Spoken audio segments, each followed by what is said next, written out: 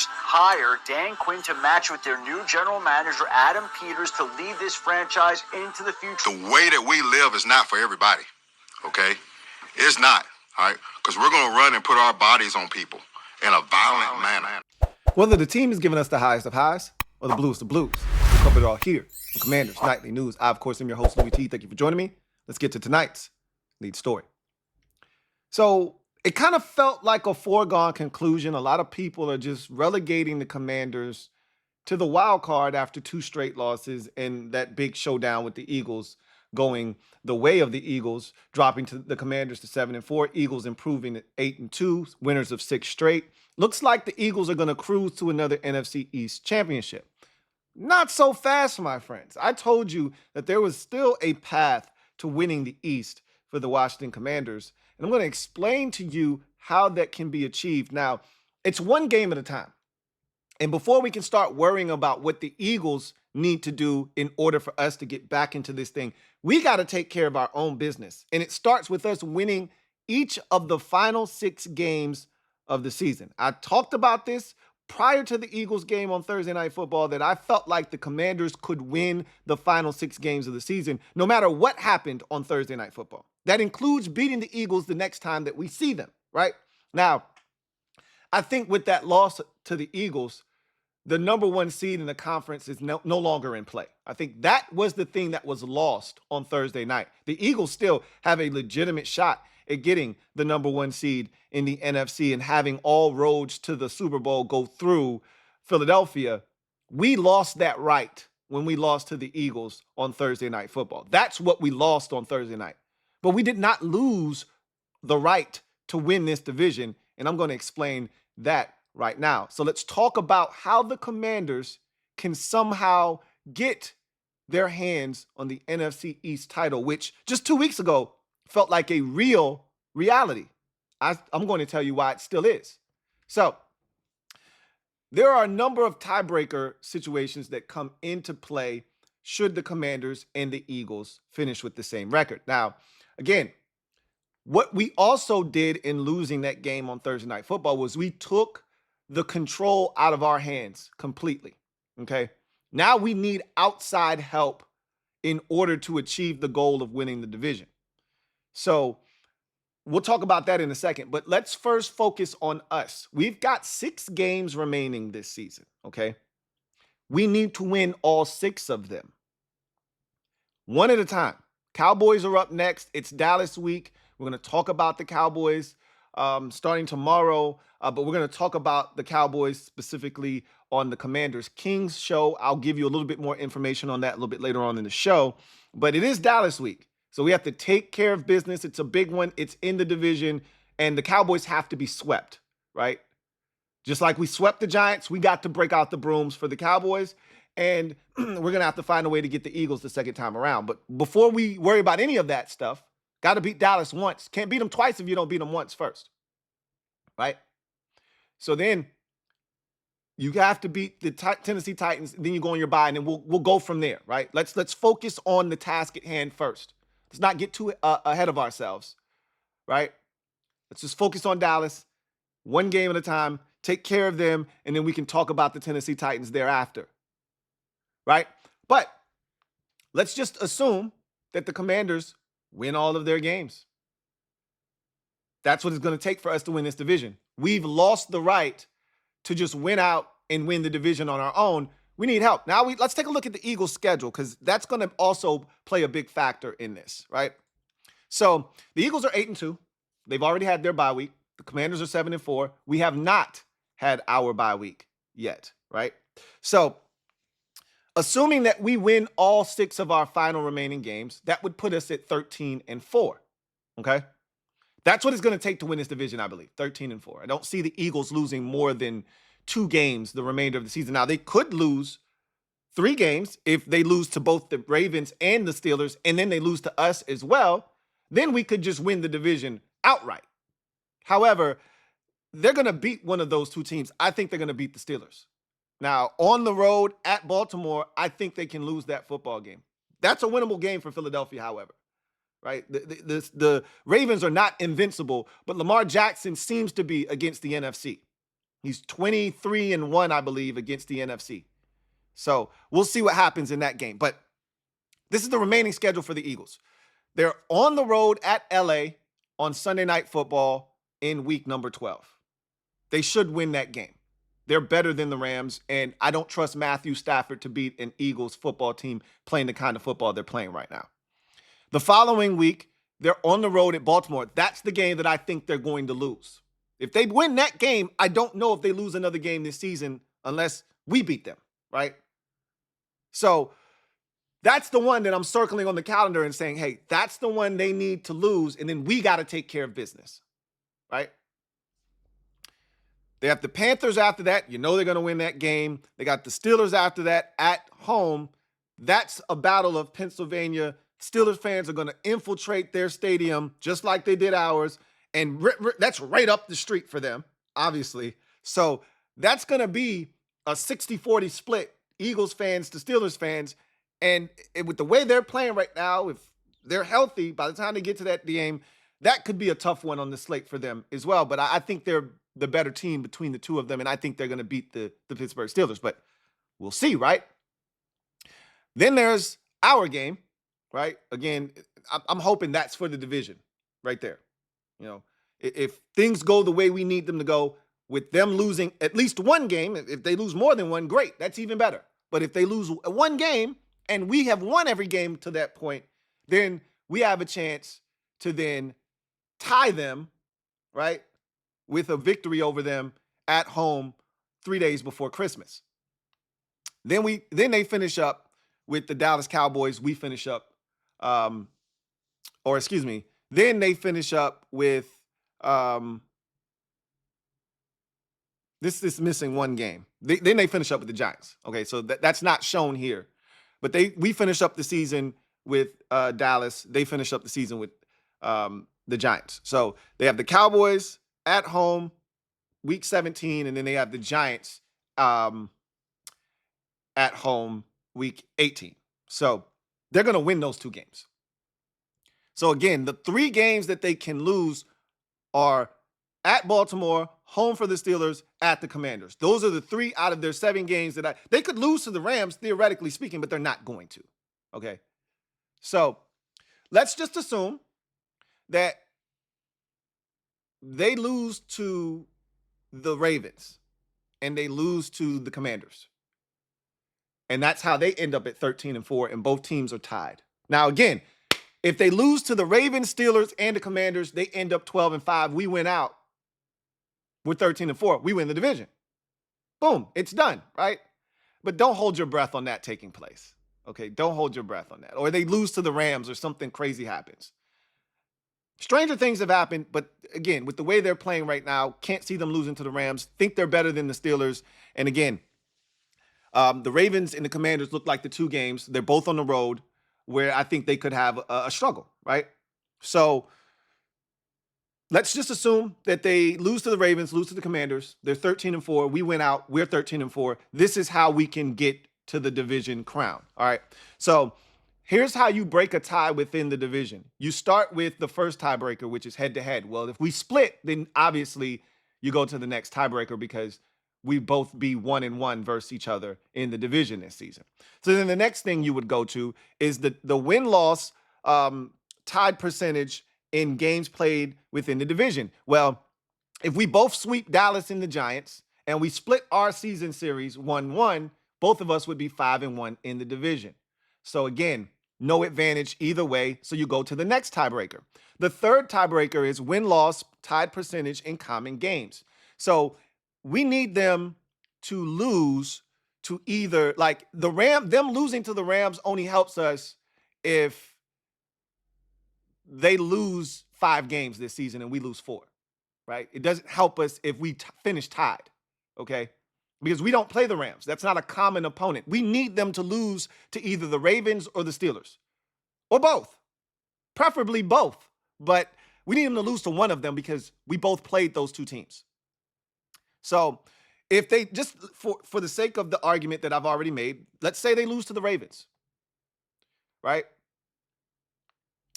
That would mean that of their 4 losses, 3 of them would have come against opponents that we've both played, right? The fourth loss would be against us. We don't play ourselves. So 3 of our 4 losses, of their 4 losses, would come against common opponents. 3 of our 4 losses would come against common opponents, right? If we were to win out, we would have lost to the Bucks. So did the Eagles. We would have lost to the Steelers. We would have lost to the Ravens. So would have the Eagles. And we would have lost to the Eagles, which doesn't count in this grand scheme because the Eagles can't play themselves. So we would have lost to 3 or 4. So here's the difference. Their 3 opponents they lost to would be Eagles or Ravens, Bucks, and Falcons. Our 3 would be Ravens, Steelers, Bucks, right? In our scenario, finishing up the season winners of 6 straight, we would have beaten the Falcons. They would have lost to the Falcons. So we would have each have won or lost 3 games to common opponents. So our common opponents record would be exactly the same, okay? Assuming that they lose to one of those 2 teams, the Steelers or the Ravens. They have to lose to one of those 2 teams on the schedule, or the Panthers or someone like that we both play, right? Again, they're not losing to the Panthers, and that's a common opponent. They're not losing to the Cowboys or the Giants because that would lessen their division record, and that would give us the edge. They're not losing any of those games, though. So they've got to lose to either the Ravens or the Steelers, and that would give them another loss against a common opponent that we both share, okay? So, again, in this scenario, I have them losing to the Ravens and then losing to us. That would make 3 of their 4 losses against common opponents. We'd have 3 of our 4 losses against common opponents. Same record. So then you go to the next tiebreaker, and this is where we would win the division if both teams finished 13-4. So win-loss, tied percentage, and games played within the conference. This is the big difference here. And this is what we need. Now, if they lose to the Rams and somehow, we finish 12-5, and let's say we slip up against we don't play anymore. We can't slip up. We can't slip up. Let's just leave it at that. We can't slip up. We don't have any more AFC opponents. We need to win every game down the stretch. 13-4 is our best route to winning this division. Any slip-ups by us, and we're probably not going to win the division. Let's be honest with ourselves. So in this scenario that I just posed, we win our final 6, and they drop 2 out of their final 7, 1 to the Ravens, 1 to us, then they would have lost 4 games this season. 3 of the 4 would have been to NFC opponents. Bucks, Falcons, and us. Meanwhile, our 4 losses, only 2 would have been to conference opponents. Bucks, Eagles. The other 2 are to the Steelers and the Ravens. So, theoretically speaking, if this thing goes the way that I think it's going to go, this is my thought process. If we win our final 6, and I told you I thought we were going to do that prior to the Thursday night game. Whether we won that one or not really didn't change the way that I felt. I felt like these 10 days off prior to the Cowboys game and kind of recalibrating ourselves and getting our mojo back and getting guys healthy and getting back into the mental mode of where we need to be, get a refresher, get away from it a little bit, and then come back kind of clicking on all cylinders and getting back to where we were before. I think that's going to take place here against Dallas, and then, hopefully that rolls into Tennessee. Then you get your real bye week. That's going to even give you a bigger refresher. Guys are even going to get healthier. And then you go down that stretch run, Saints and then the Eagles, and then you finish up with the Falcons and the Cowboys, right? None of this is easy, by the way. None of this is easy, but it's doable. So if we are to take care of our business and the 2 things, and one of those things we control, we play the Eagles. One of those 2 losses, we would have to give it to them. So I feel good about that. And I feel good about them having to go to Baltimore. Not saying that they can't win that game. because we could have beaten Baltimore in Baltimore. And we've seen Baltimore be vulnerable at home this season. We've also seen Baltimore whoop some ass at home this season as well against good opponents like Denver and Buffalo, right? So anything's possible in that game. The Ravens are in a very similar position to us. They can't afford many more losses this season if they're going to win their division. They're going to make the playoffs, just like we're going to make the playoffs. They're going to make the playoffs, are the Baltimore Ravens. But that's not what they're after. They're after the AFC North crown. That's what they're after. And if they want that, they're going to have to win out. They're in a similar spot to us. They're going to need that game against Philadelphia. So, and again, for the same reasons that I just talked about, both the Eagles and the Ravens, or the Ravens and the Steelers are going to need to beat Philadelphia because that's a common opponent. They're both going to need that game. If they start talking about tiebreakers and things of that nature, like I just talked about, those are things that are going to come into play because much like the us and the Eagles, the Ravens went on the road, lost to Pittsburgh, but they get those boys again later on in the season. So they still aren't out of it, just like we aren't out of it. So, but if they want to win the division, they got to take care of Philadelphia. If we want to win the division, we got to take care of our business, and then we got to take care of those Eagles the next time we see them. There is a path, a direct path to winning this division, but we got to take care of our business. We do that, I like our chances a whole hell of a lot. Let's transition into in other news, where I want to take a trip around the NFC East, and then I'm going to give you an update on the Commanders Kings live stream that we promised you. Not so fast, my friends, on that, but I'll explain that here in a second. So let's take a trip around the NFC East quickly. Obviously, the division is a two-man race, but there's still intrigue at the bottom of the division. The Cowboys played last night against the Houston Texans, and they looked a lot better than they did against the Philadelphia Eagles. Then they still lost by 24 points. They're still a mess, okay? Which is fun to watch. I am enjoying this every step of the way, as I imagine every single Commanders fan out there is doing so as well. We're going to talk about that particular, game against Dallas and the lead up to it. It's Dallas week, and Dallas week feels like Dallas week again because the hate is real and we don't stink, and the shoe's on the other foot. But we'll talk more about that on the Commanders Kings show a little bit down the road, and I'll explain to you, the difference of what you were promised and what you're ultimately going to get. But you're still going to get some content off that channel. So anyway, the Cowboys are now 3-7 on the season. I talked about this last night on the post-game stream overtime show of that Cowboys-Texans game. I thought the Cowboys could have a disappointing season this year. Remember, I said I could see a path where the Cowboys are 9-8, 8-9 this season. I could see that. But I thought more realistically they'd be 10-7, if the ball bounced their way 11-6. I didn't see them as a 12-5 team again. They were 12-5 3 years in a row. They weren't better than they had been in previous seasons, and I knew they were going to miss Dan Quinn.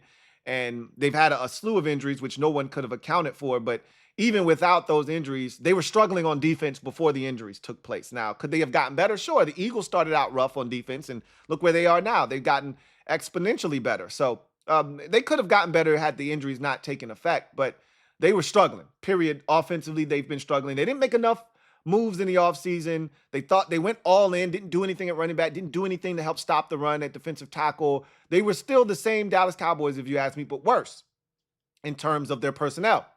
And so this thing is falling apart, at the seams. There are a lot more questions than there are answers. Mike McCarthy's going to be fired at the end of the season. They're going to turn over that entire coaching staff. They signed Dak to that big deal, so they're stuck at the quarterback position. And I don't know if stuck is the right word, but he wasn't playing well. I mean, he was 11 touchdowns, 8 interceptions before the injury. He wasn't playing well. He was a part of the problem, not the solution.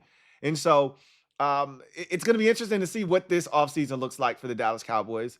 I think they're going to hire Bill Belichick or someone of that ilk when it's all said and done. But A lot of questions with Dallas, not a ton of answers right now. Same with the Giants. Did you see all the changes with the Giants? I told you there's a lot of intrigue at the bottom of the division, even though they're not playing for anything. That Thanksgiving game is going to be a lot of fun because the Giants fans, they want to lose out, so they put themselves in a position to draft a quarterback, right? And I think no matter what happens, they're going to probably take a quarterback. But you don't want to just take a quarterback for the sake of taking a quarterback. And again, I don't know how many teams, like, this isn't the 2024 NFL draft where 6 quarterbacks went in the first 12 picks. And of the 6 quarterbacks that were selected, 4 are already starting and 3 of them look legit already, right? 3 of them look legit already. And I would tell you that Drake May looks good too. Even though he's prone to, the big mistake right now, he looks good too. So of the 4 guys starting, all 4 of them look like franchise quarterbacks. They've shown flashes, at least, and in the case of Jaden Daniels and Bo Nix, they've already shown that they're the guy, right? So, and Caleb Williams, I think, has too. I was really impressed with him against Green Bay on Sunday, even though they didn't get the win. He was super impressive in that game. So, I don't think that's what the 2025 draft is, like the quarterback position. And as a matter of fact, I know that draft is not the 2024 draft class at quarterback. And so here are the Giants who have been running the play to perfection, right? But they don't want to risk Daniel Jones getting injured, but he allows you to run the play the best out of any of the quarterbacks. He stinks. Tommy DeVito showed you last year that he can come in and galvanize this team and they can win some games down the stretch. I think they can beat Dallas on Thanksgiving with Tommy DeVito at quarterback. If Daniel Jones is playing, they definitely lose the game. If Drew Lock is playing, they probably lose. With Tommy DeVito, all bets are off. They can beat the Colts with Tommy DeVito. They can beat the Tampa Bay Buccaneers with Tommy DeVito. They can beat the Dallas Cowboys with Tommy DeVito at quarterback. This is a dangerous move if you're a Giants fan. This is not what you were hoping. You were hoping Drew Lock was promoted to starter, DeVito was his backup, and Daniel Jones was relegated to third string. Really, what you were hoping is that they just left Daniel Jones alone. But they weren't going to do that because the injury risk is too great, especially with his injury history. And you don't want to be on the hook for the remaining amount of his contract because of that injury clause kicking in. So you have to sit him down so he remains healthy so you can part ways with him without any more damage being done afterwards. That's a risky move, inserting Tommy DeVito. He's going to play. He's playing for his NFL life. He's playing to remain a fixture in the NFL as a competent backup. He doesn't know anything about tanking. He wants to go out and win games. And so do the rest of those Giants players. And truth be told, Tommy DeVito may give you the best chance at this point of your season. That's a scary proposition if you're a Giants fan. I'm not saying, I'm just saying. But that's interesting in itself. I'm going to be glued to my seat on Thanksgiving evening as the Cowboys and Giants do battle, because the best case scenario for the Giants is they lose, but the worst case is that they win. And it really doesn't matter what Dallas does, because I guess theoretically you'd love to lose as many games. The Cowboys' schedule is soft towards the end of the season. They're going to win 1 or 2 more games this season. So they're not going to end up with a top 5 pick when it's all said and done. Right? But doesn't matter. At the end of the day, it's going to be fun watching these garbage teams beat the hell out of one another on Thanksgiving. I'm here for all of it.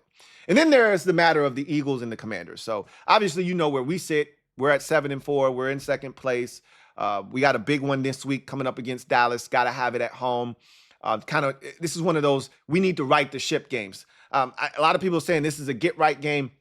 I don't see it as a get right game. I just see us as needing to play our game, get back to playing our brand of football and playing the way that we know we're capable of playing. And I think that's what this week is about. Now, there's a lot of revenge for the fans, and there are not a lot of players who were here last year who suffered through that Thanksgiving loss, but I didn't forget.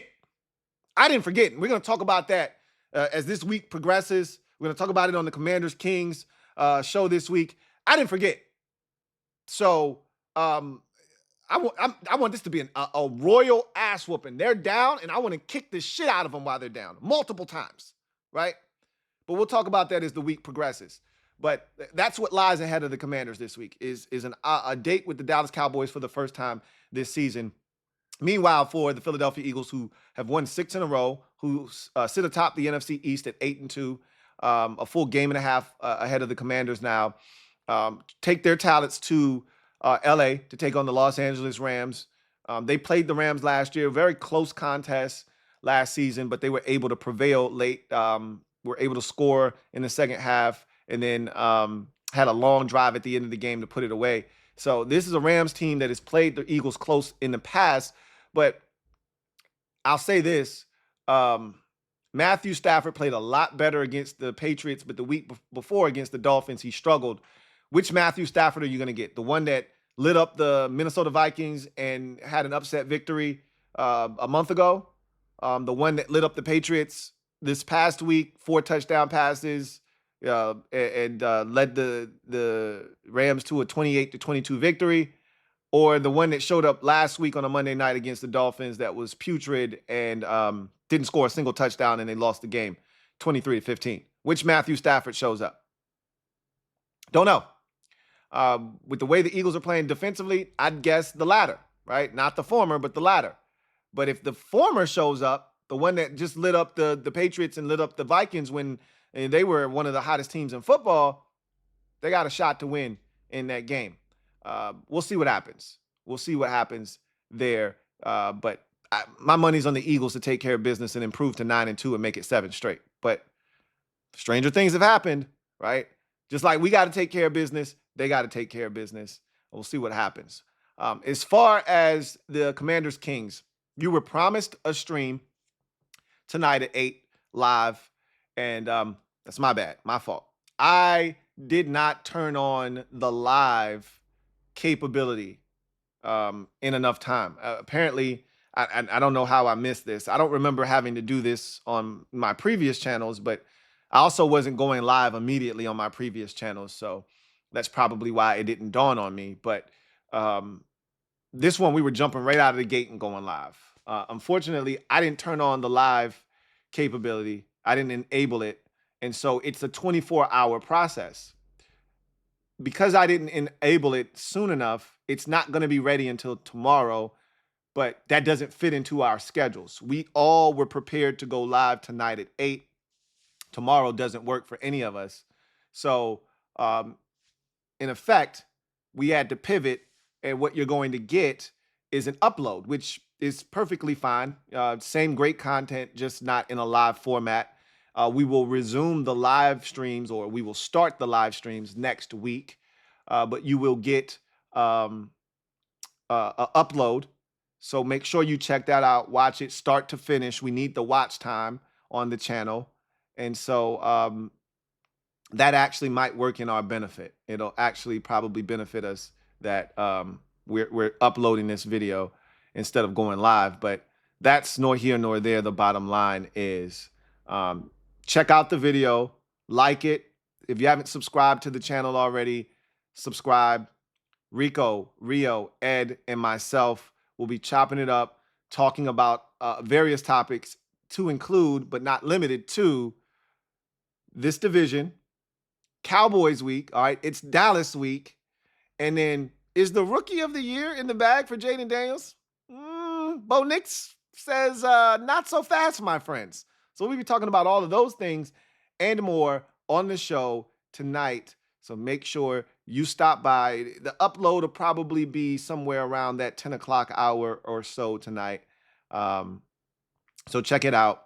And you won't be sorry. You'll love it. And next week we'll be live in all of our splendor. And hopefully then we'll be able to chop it up with you guys in attendance and kind of responding to some of your comments and things of that nature. But that's me. That's my fault. I take the blame for that. And so I'll be better, I promise. So in any event, that's going to do it for me, your man Louie T here on Commanders Nightly News. I look forward to chopping it up with you on the show tomorrow. Tomorrow's going to be a busy day. I'm all over the place. I think we're supposed to be doing an NFC East Super Friends stream. I'm still trying to go live for Commanders Nightly News thereafter. So we're going to be all over the place. I'll be live tonight for an episode of the LouieTeeNetwork podcast. So hopefully you'll tune in for that. I got a lot to talk about, man. So we'll get into that. We'll go slate skating, all of that good stuff. Lots to get to there. So hopefully you'll join me for that. And then tomorrow, hopefully I'll be able to get off another podcast episode. If not, Super Friends, Commanders Nightly News. Hopefully all of that will go off without a hitch live and so forth and so forth. So in any event, I thank you for joining me tonight on Commanders Nightly News, and I look forward to chopping it up with you again tomorrow. Don't forget to check out Commanders Kings. Don't forget to subscribe to that channel, right? Turn on your notification bell so you don't miss a thing in case we have impromptu uploads over there. And then, again, hopefully next week we'll be able to jump in with the live streams on Tuesday nights at 8 p.m. But tonight you'll get an upload. Check that out. Hopefully you enjoy it. And I look forward to chopping it up with you guys next time. Until then, you guys have a good one. Take care. See you next time. Here comes the diesel. Here comes the diesel. There's the snap. Hand to Riggins. Good hole. He's got the first down to the 40. He's gone.